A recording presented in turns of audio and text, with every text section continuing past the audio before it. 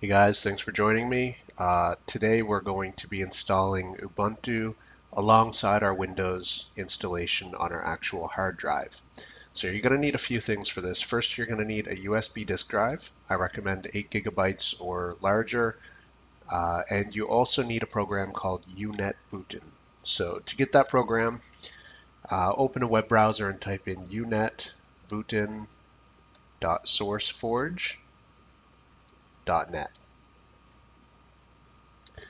And when you get to this page, download the Windows version. And I'm going to select Open. Now, while this is downloading, I want you to plug your USB disk drive in. And once it's in, right-click on your Start menu icon. This should be the same for every version of Windows since Windows XP. When you right-click it, you should get a menu, and there should be disk management in that menu. So click on that, and we're going to format our USB drive in order to be able to install the ISO image of Ubuntu on it, which we downloaded in the first video. So in the disk management screen, you're going to see a lot of things. Actually, you're probably only going to see a few things because you haven't yet done any formatting to your hard drive. So what you should see is a few smaller partitions at the beginning of your hard disk, and then a very large C drive, which should be NTFS. That's your Windows partition. Mine have already got some partitions here from previous Ubuntu installations. We're not going to worry about the disk 0 right now because that's not what we're focusing on. First, we need to find our USB stick. You can usually find it by the size of the device. And right-click on it and click Format. And you can name it anything you like. The important thing is that the file system must be FAT32 in order to boot off of the USB stick. So make sure that's selected, leave everything else, and I recommend checking this perform a quick format, otherwise it's going to take a while. So leave that checked, okay? Now it's going to format and it should happen pretty quickly.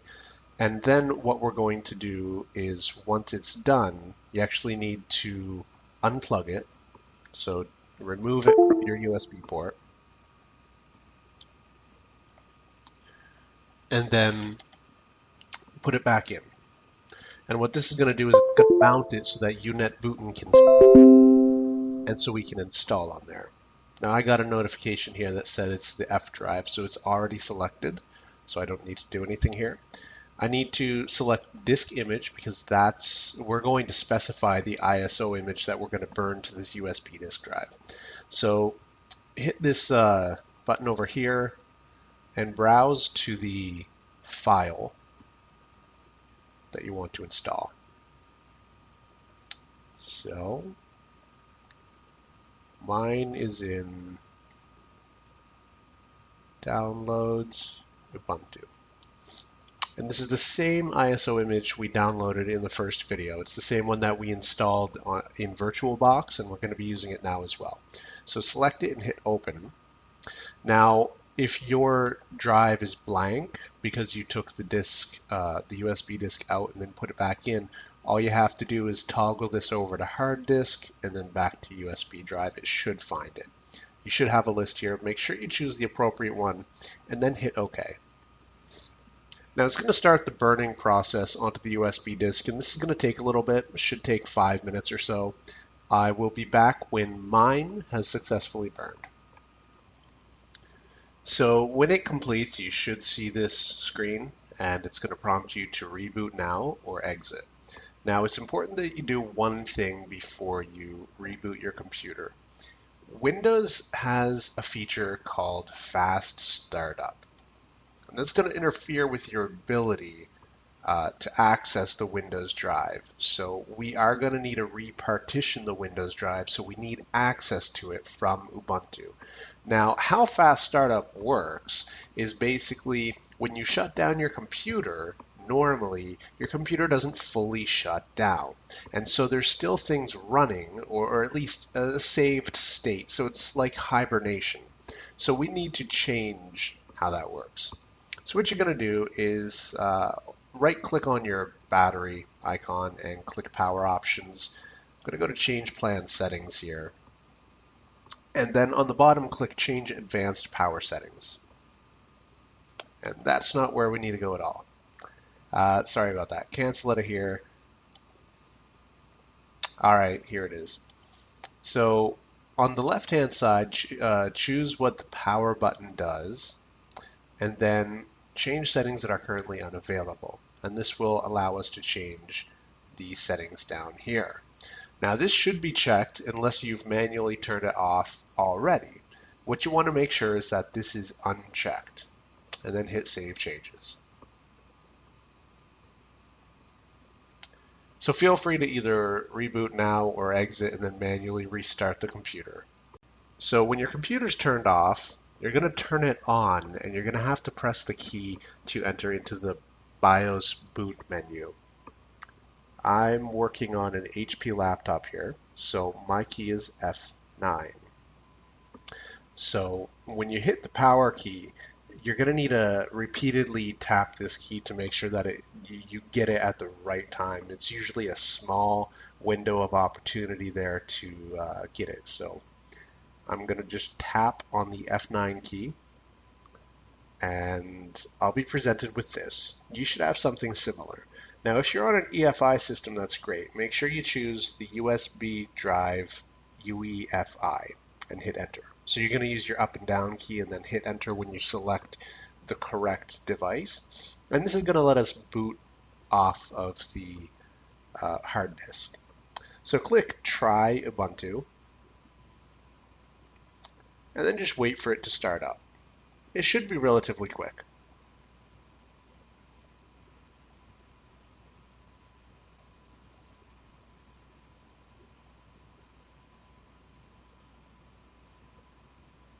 And there we go. We're now booted into Ubuntu.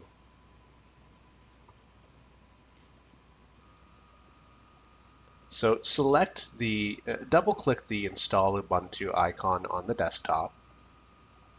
And when it opens the installer, select your language. And when you're ready, hit Continue. You're going to want to connect to a Wi-Fi network unless you're connected through Ethernet. I've already connected to a network, so I'm not going to do this. But connect to your network so that you can download updates while installing, and you can get the most fresh packages from the repositories.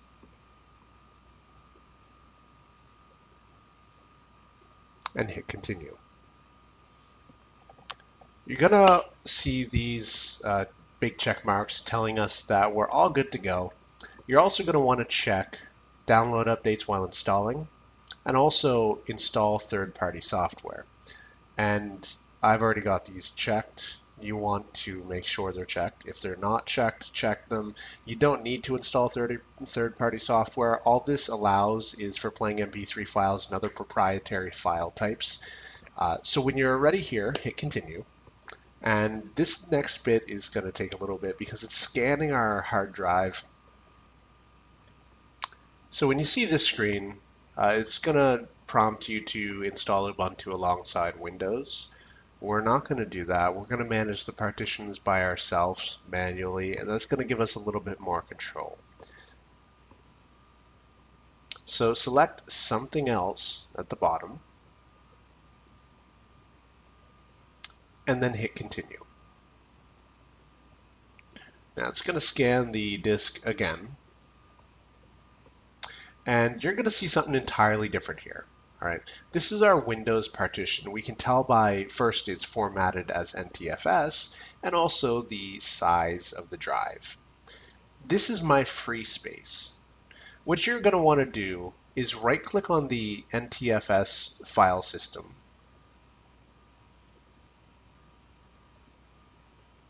Hold on a second, I just got to remove this two-finger scroll. There we go, much better.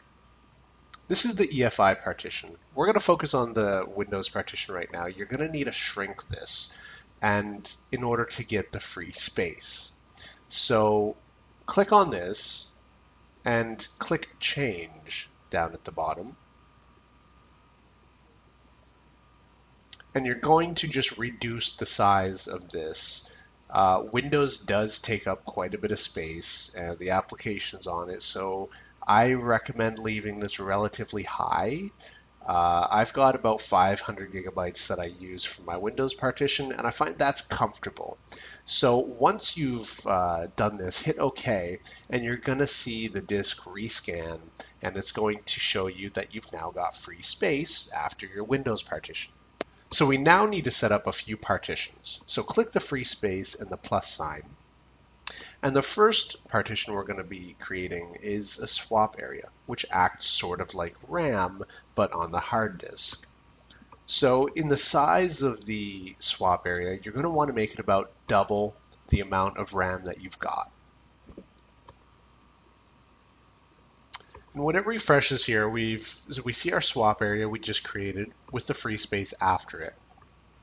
So now we're good to create our main partition for the installation of Ubuntu. So make sure you use ext4 journaling file system and set the mount point to a / and hit OK. And basically the / just means the entire operating system, the home directories, applications, configurations, they're all going to be installed to this partition. Now, Linux gives us a little bit more flexibility that we're not going to really go in depth with right now, but you are able to create two different partitions, one for the / the main partition, and then you can also create another one, set the mount point to / home.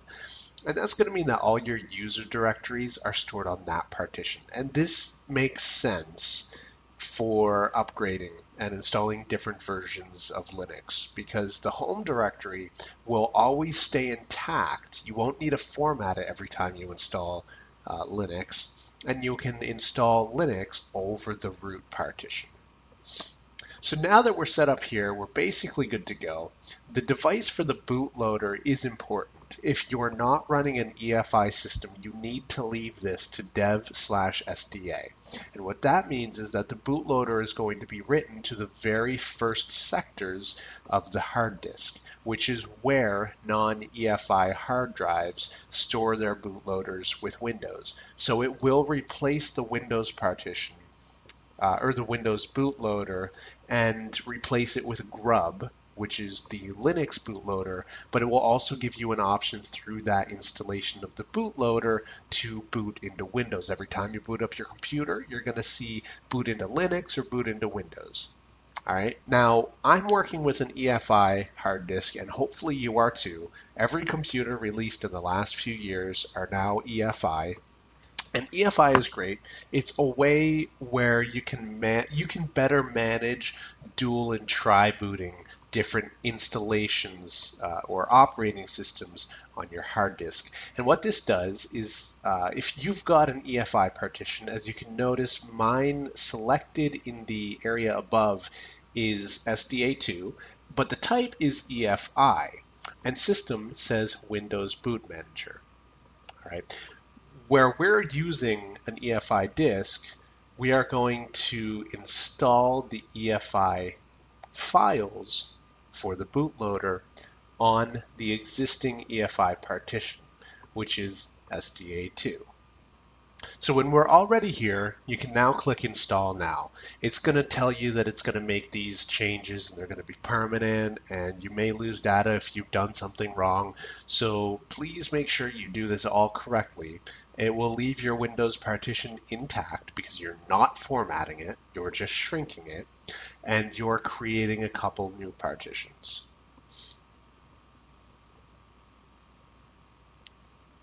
So when you review these changes, hit continue, and it's going to install the operating system now to our hard disk.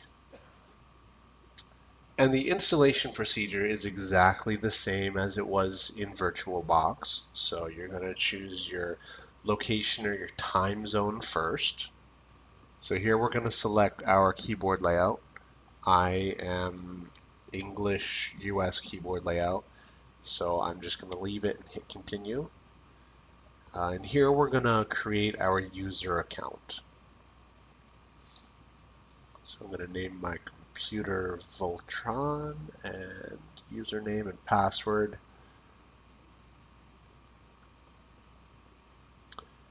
And you do have a few options also to log in automatically or require your password. You can set this however you want. I like to require my password to log in. So just hit continue, and now you're presented with this beautiful slideshow of everything Ubuntu can do. Not everything, but a few things.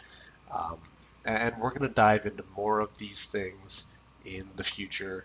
But for right now, I'm going to pause this recording, and I'll be back after it installs because it does take about 10 to 15 minutes.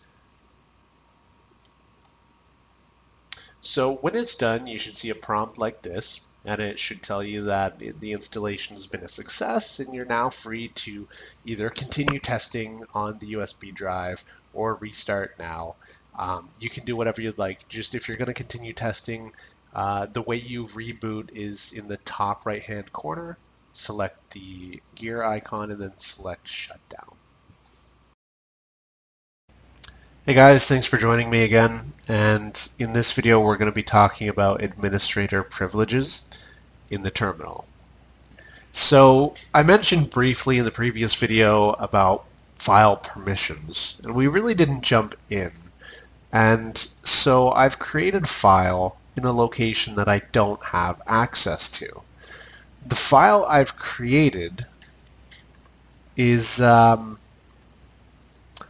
it's at etc, it's in the etc directory, and it's just called file.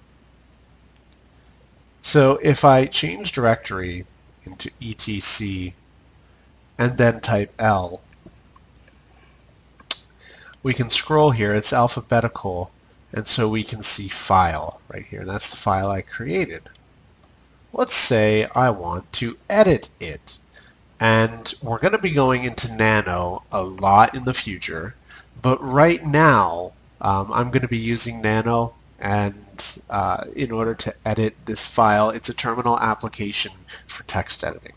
So I'm going to type Nano and then in the current directory open file. And this is going to open this file that I've written, which is great. I can view it. But what happens when I try to write to it, I'm going to hit Control O, which is the command to save this file, and I'm going to type Enter.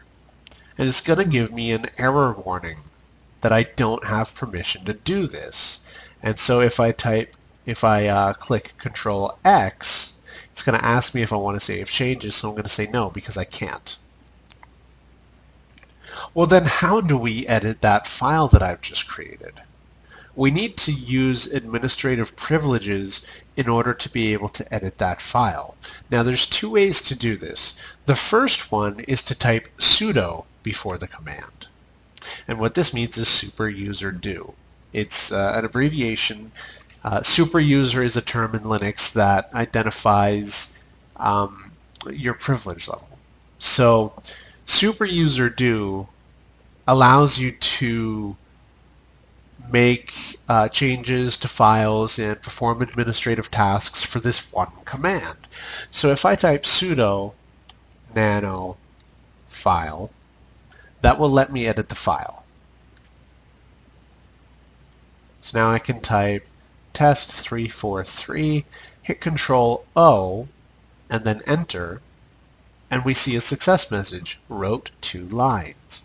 So I can now exit this, and it has been saved. Now, what if I don't want to retype the entire command? So if I type nano file, try to write to it, it will fail because permissions denied. I haven't run this specific command as sudo. So I'm going to exit. What you actually need to do is type sudo and 2 exclamation marks. So the two exclamation marks basically mean run the previous command. So by prepending that with the term sudo, it will rerun the previous command as sudo. What if you don't want to, what if you have a lot of things to do and you don't want to write sudo before every single command? So now, what if you have a lot of things to do and you don't want to type sudo in front of every single command? You could actually do this, and that's the su command. And what this means is switch user. So generally, you type switch user, or su, followed by the name of the user account you want to switch to. What we're going to do is type sudo su. And this is going to change us to the root account. And as you can see, the name prepending the computer's name, so this is the computer name, and this is the name of the current user I'm acting as, which is root. And the root user has 100% control of everything. So now I can type nano file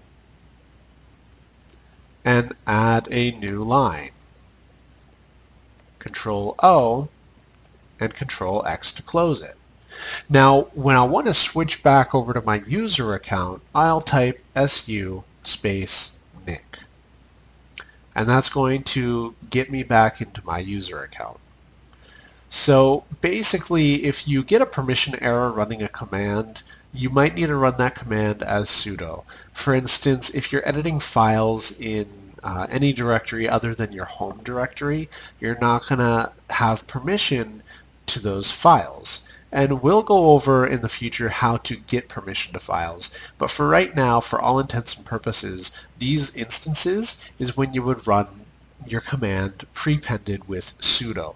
If you have a lot of these commands to run and you don't want to type sudo before every command, just type sudo space su. So thank you guys for watching this video. We're going to be continuing command line in the next video as well.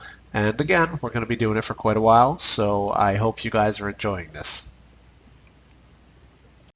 Now let's say you want to copy a file while renaming it. This is possible. So let's run copy new directory a.out, and we're going to copy it to new directory b.out and hit enter. Now if we run ls on new directory, we see we now have two files.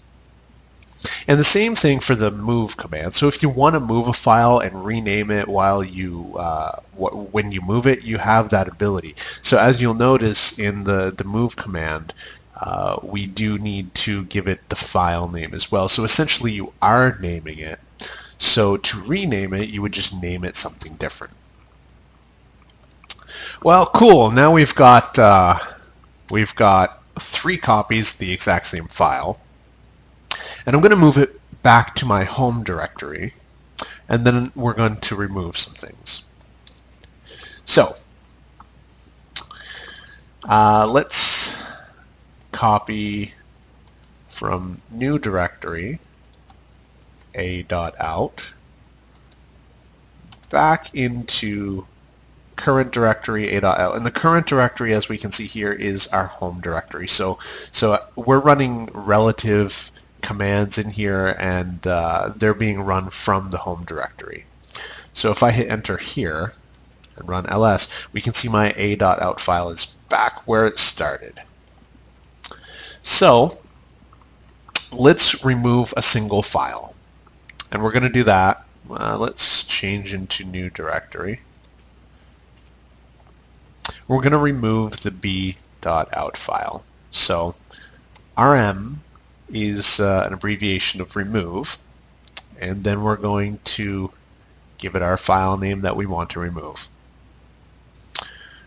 Now be very careful when removing files, it doesn't prompt you. If you accidentally add a / to the beginning, you won't have permission. You'd have to run it as sudo, so I guess it's not that big of a deal. Hit enter.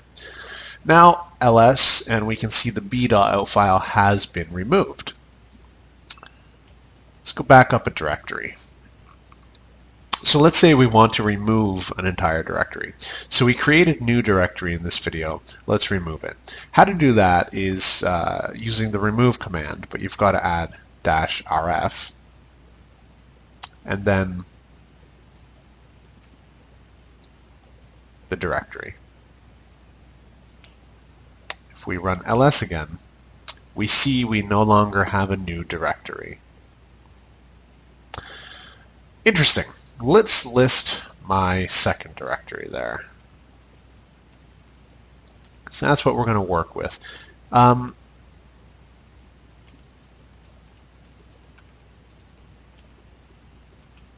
going to rename this directory back to mydir just because it's quicker to type out. Alright, so we've renamed that directory here. So now what we're going to do is remove, let's remove all the text files from this directory. So we've got two of those, so we want our a.out file to remain. And how we do this is it's going to be using an asterisk in the command, and that means everything. And you'll see how this works in a moment. So type rm mydir /anything.txt. And what this will do is it will remove every text file from this directory. Now let's say we had a bunch of files, let's say main.cpp, main.txt, main.etc. What we would be able to do at that point is type main.star. And so the star means anything, right? So this is going to be main.anything gets removed.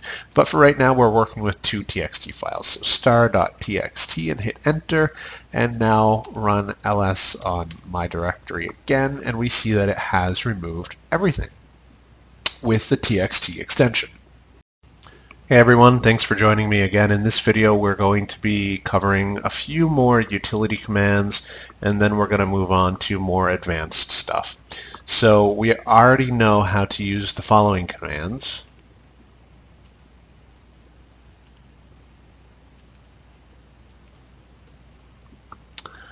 And also switch user. These are utility commands. I'm not gonna throw the repository commands and package installation commands in here. These are the utility commands that we can currently use, and this gives us the ability to move around the file system in the terminal, to print things out, to modify some things in terms of file permissions, but we have a few more things to do. So let's start by listing this directory's contents. So let's look at the a.out file. Let's say I want to move that. I just want to move it somewhere. So how we do that is we will first create a folder. And so this is the first command we're going to learn here. It's mkdir. And this is an abbreviation for make directory. It's going to be followed by the directory that we want to create. So again, we can use an absolute position. If I wanted to put it user bin and then my directory, this would create an absolutely positioned directory. We can go one level up or two levels up and then create the directory. Or we can just say in the current directory, create new directory. Then if I run ls again, we can see new directory right here. So let's move a.out into new directory. So to do this, you're going to type mv, and this is an abbreviation for move, a.out space new directory /a.out. And what this is going to do is it's going to take this file, which is found in the current directory, move it into new directory / the same name. And we do need to provide the name. And then hit enter. Now if we run ls again, we see that a.out is no longer in the home directory. But if we run ls on the new directory, we can see it's in there. So that's how to move files. Now let's say we want to copy it somewhere else. So I have a directory that I created in a previous video called mydir. Let's rename that. So to rename it, you use the mv command.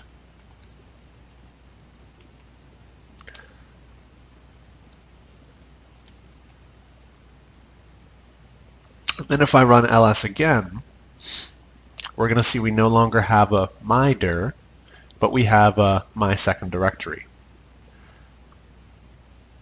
So let's copy the a.out file from new directory into my second directory. And how we do this is with a command called cp, which is an abbreviation for copy. And the first argument we're going to give it is what file we want to work with. And then the second argument is going to be where we want to copy it to. So new directory / a.out, and then my second directory a.out, and hit enter. Now if we run ls on my second directory, we get this.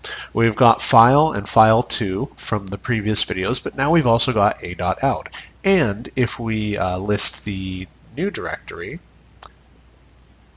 we also have a.out. So now we've got 2 copies of that file, which is awesome.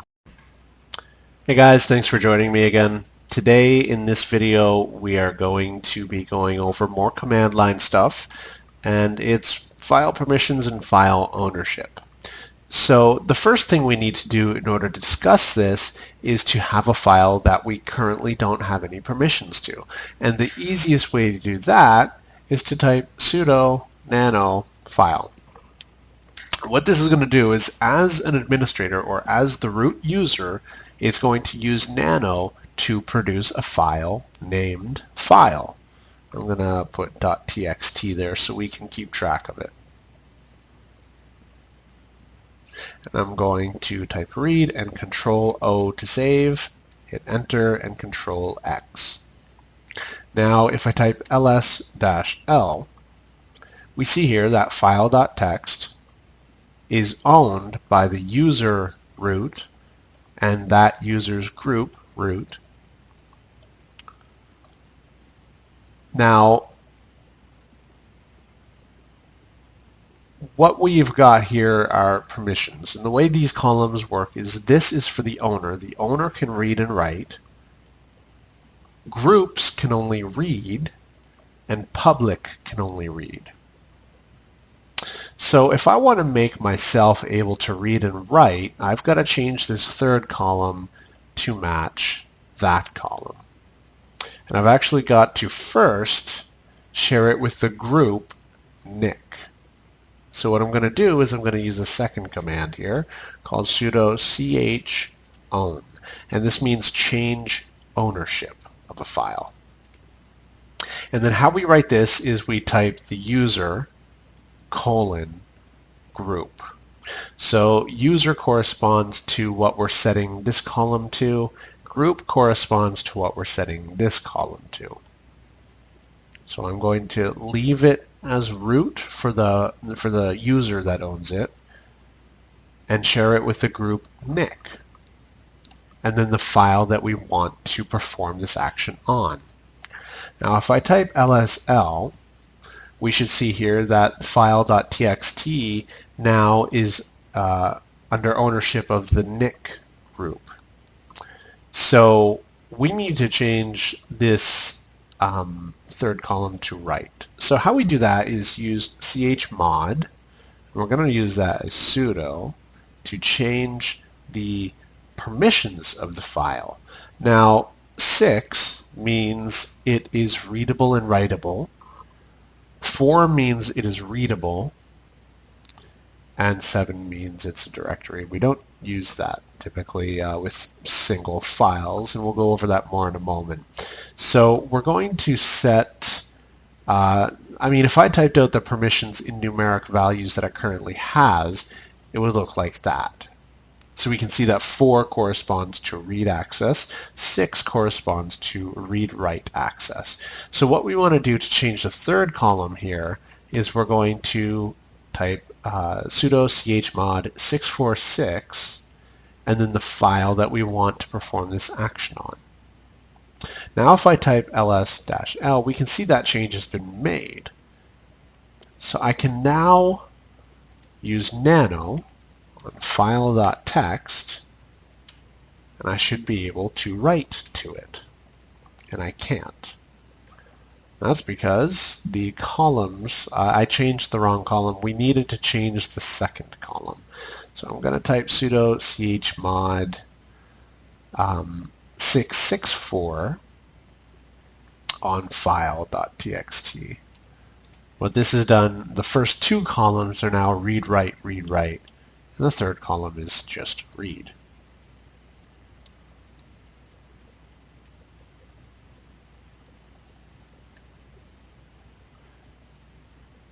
So now I can write to that file.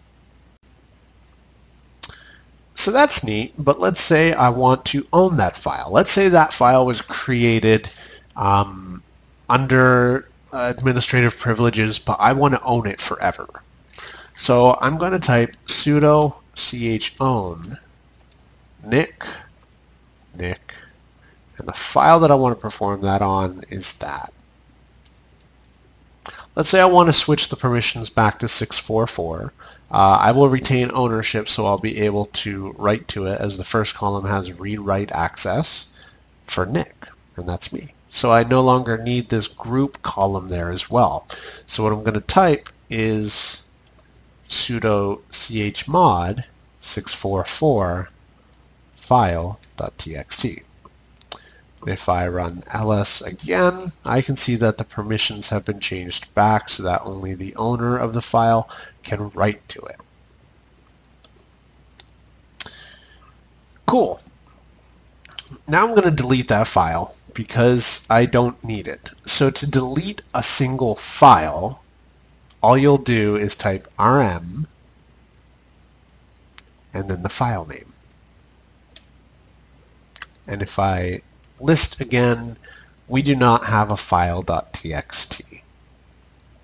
Let's create a directory. And I'm going to create it as administrator. So sudo mkdir, which means make directory, and I'm going to name it my dir. And we can see here that my directory has been created. And we can see the permissions on this. It's owned by root. Now, what this means is it's readable, writable, and executable. This means that anybody else can read and execute it. So I can change directory into my dir. This is executing it. So I've just allowed myself to execute that, and that allows me to go into it. Now, let's say I wanted to go back up a directory and use this. Let's create a file actually in that directory. So I'm going to type sudo nano file.txt. Actually, I got to put that in my dir. And the way we do that, again, we specify in the current directory, find my dir, and create it in there, and hit enter. Now, if I ls my dir, I see that I have a file in there. If I type ls-l,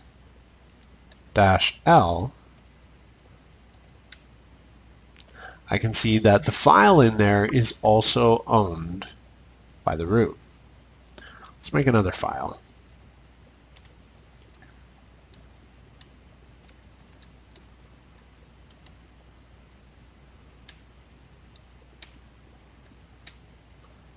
So I'm going to run the previous command, and in terminal you can hit the up key and you can keep hitting it, and it's going to go up from previous commands that you've entered. So I see there's 2 files in that directory that I want to own. As we can see right now, both files are owned by root because I've created them using the super user account. Now, what we're going to do here is a form of the change ownership binary file or command. And how we're going to do that is type sudo chown, and we're going to pass it this argument $R, which means it's recursive.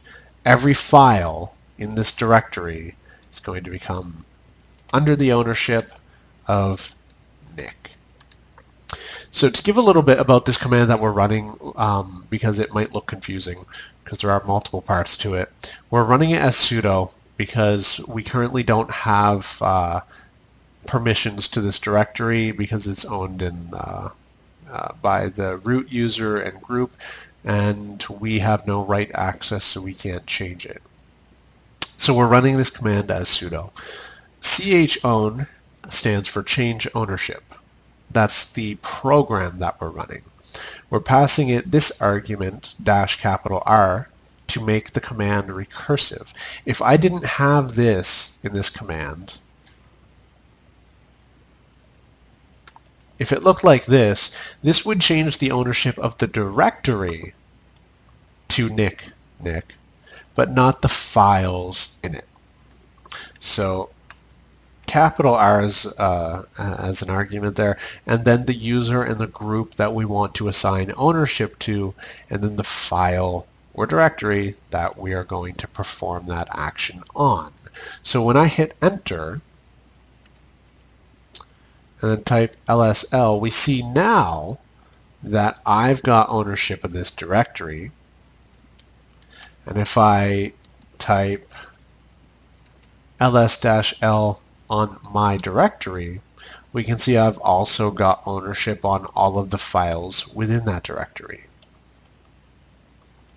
So to recap, we use chown to change ownership of a file.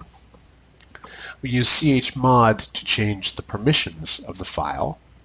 Both of these can be recursive by adding -r to the command. Then we define the specifics of the change we're making. So with chmod, it's going to be 755 or 757 or 777. This is just a bad idea if you're running a server. Never make any directories ownership 777. Files are 1 digit less, so 666 would be full modification ability for anybody on a file. We would never do that. 664 means the owner of the file and the group of the file have read-write access, and the public has read access. And 644 means owner has read-write, group has read, and public has read. Now, if we're using the chown command, it's going to be in the format user group. And this is going to change the ownership of whatever file we give it to that. And then the last part of each of these 2 commands is the file or directory that we want to have this effect on. So if I type user share, this is going to give my user all the files in this directory are going to become under the ownership of my user and my group. Be careful when you run that because some files need to be owned by root in order to work. Typically, you're not going to be working too much outside of your home directory, but we're going to get there. There are some files you're going to need to change, especially when we set up Apache as the web server and whatnot. So thanks for watching this video. I hope it's been informative. I'll see you guys in the next video. Hey guys, thanks for joining me. In this video, we're finally going to get to the command line, and I'm really excited about that because this is probably the key aspect to Linux that you're going to need to learn. It's great to have a bit of background knowledge and how to install the system, but those are the very small and insignificant in comparison to how much you'll be working with the command line. So to open up the command line, we use a program called Terminal.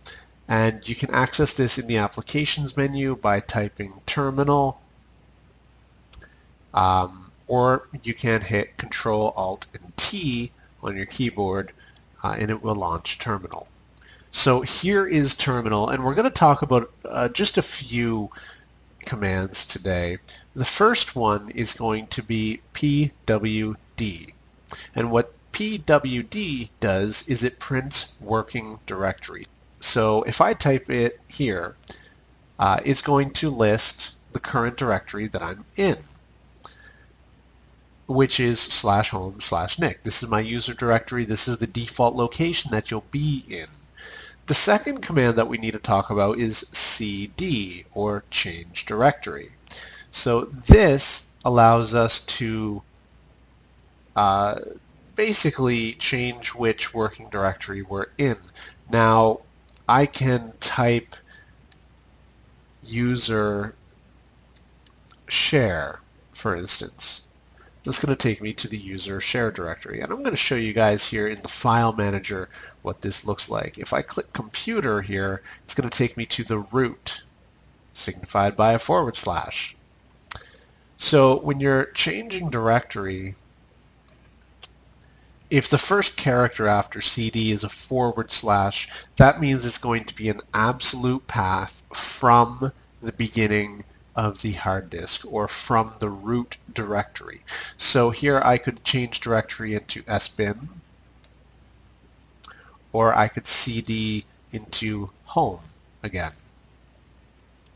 And in home, we've got a directory called nic. So how to change directory with a relative path is you just omit the /, and this will basically tell it to change directory from whatever directory I'm in to the next level, which is nic.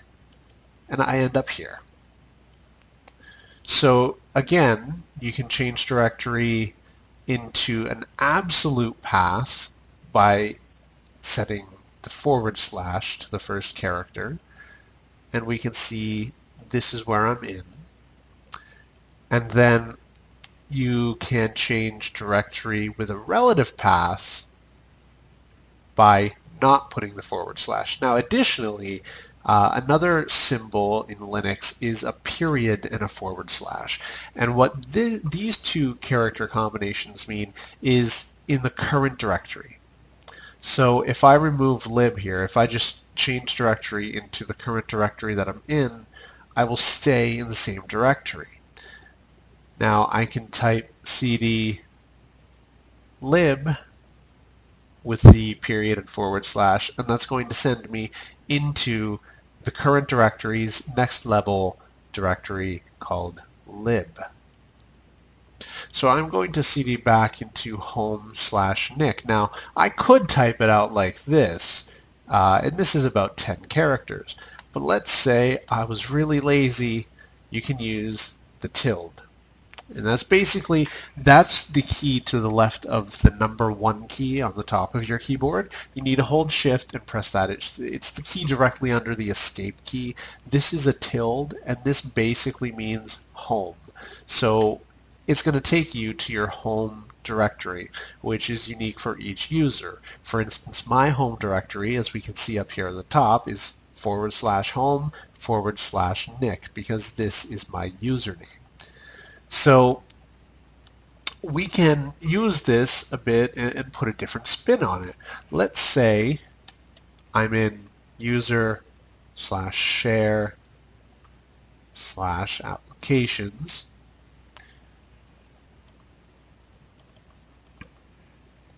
Where I am right now is in this directory.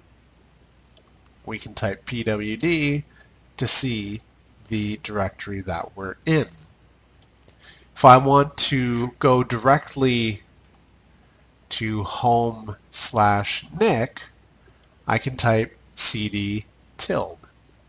But if I want to go to home/nic/documents, I can still use the tilde followed by a / followed by documents. And this is going to put me into home/nic/documents. Now this is all fun, but what's the point of navigating a file system if you really can't do anything? And so that's our next command that we're going to learn. So I'm going to change directory to home, to my home directory. Let's say you want to go up a level. So remember how changing directory with period / means current directory. If you put 2 periods and a /, that means 1 level up. So the parent directory. So right now I'm in home/nic. If I type cd period / and hit enter, it's going to put me into the home directory. I can type pwd and see that I'm in home.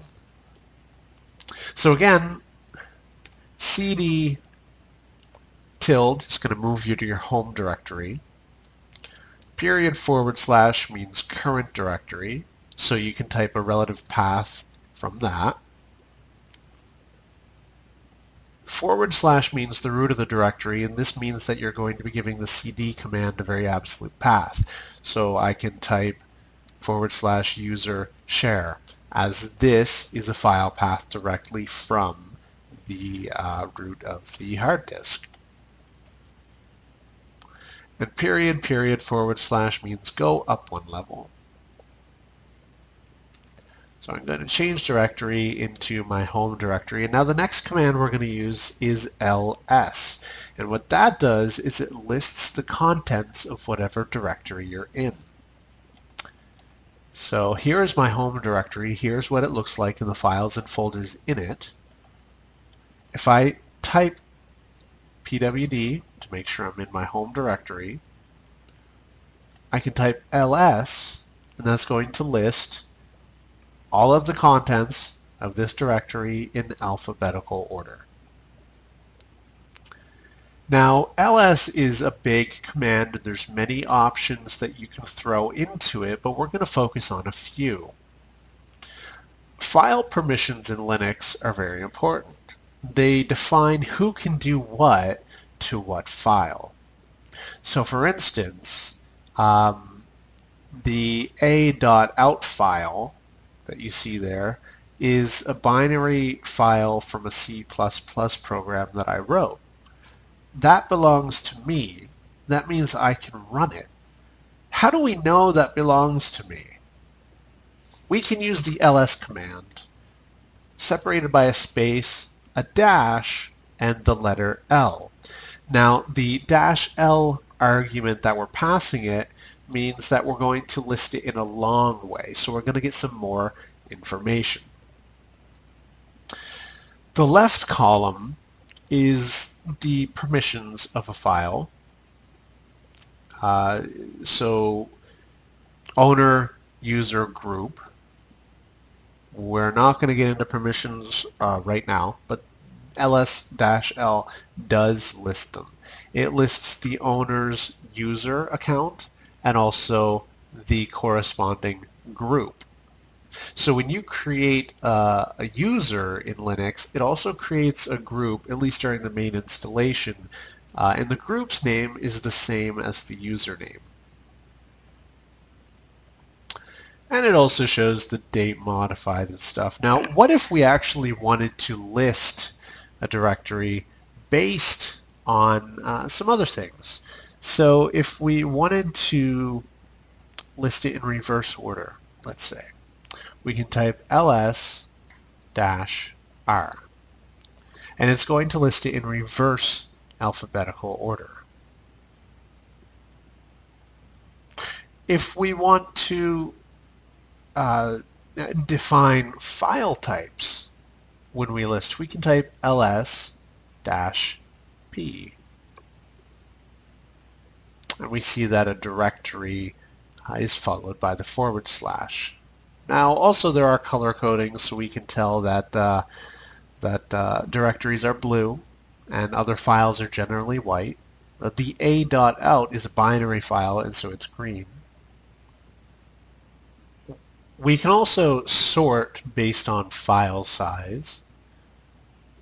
And now, what we've been doing so far is listing contents of the current directory we're in.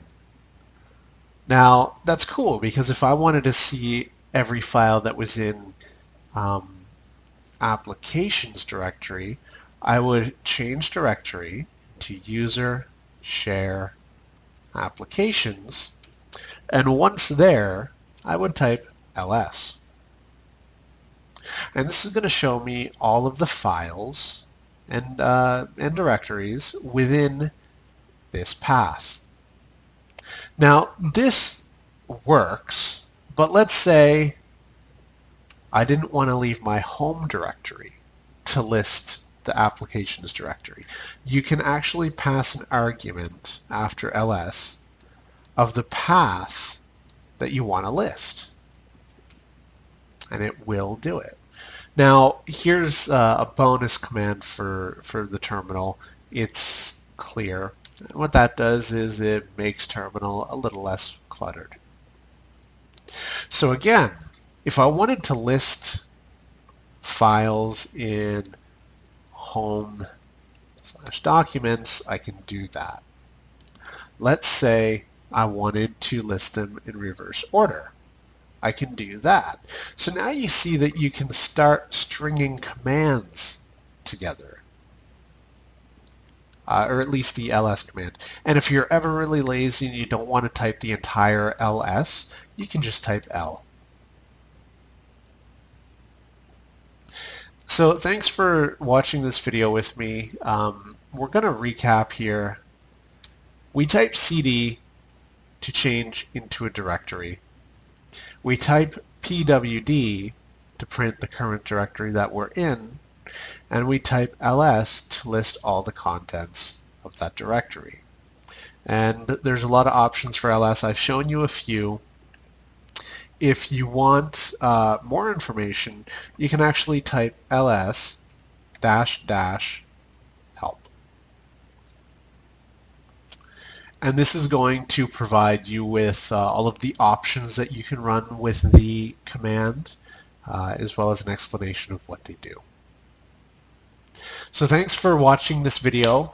In the next video, we're going to be going through some more command line stuff. We're going to be doing command line for a little bit.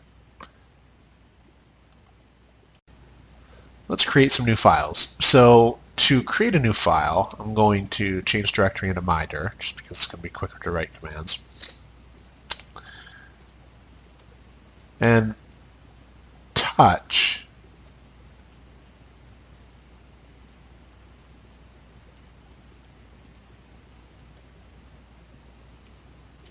is going to create files.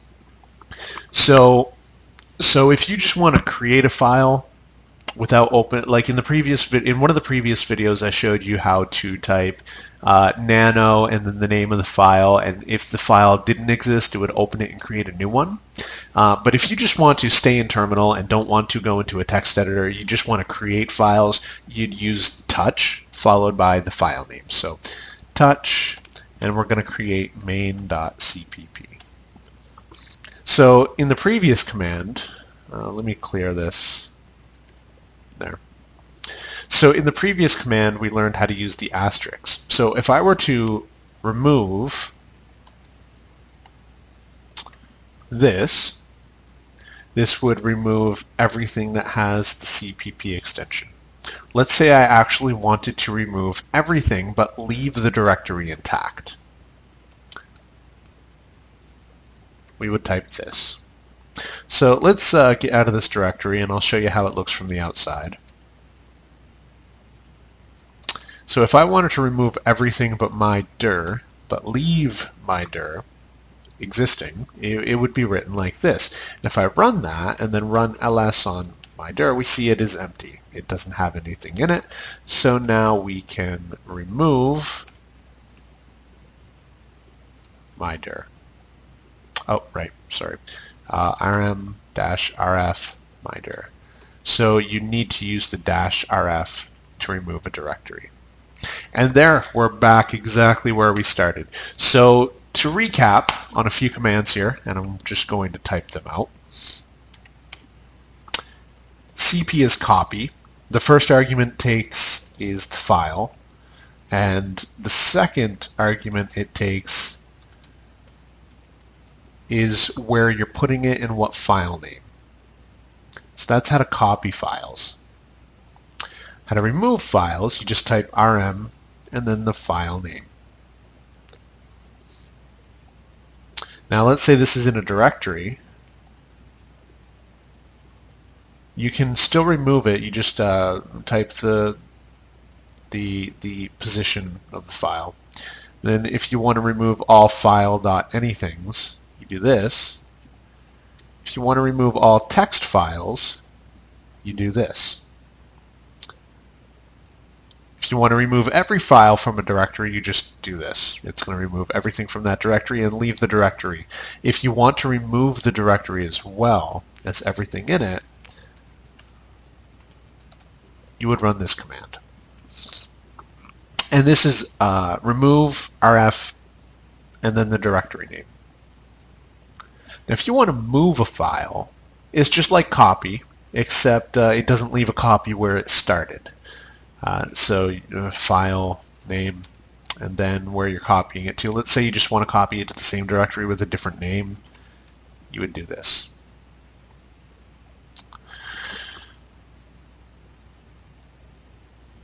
And we also learned the touch command. So this, you can create files and stay in terminal.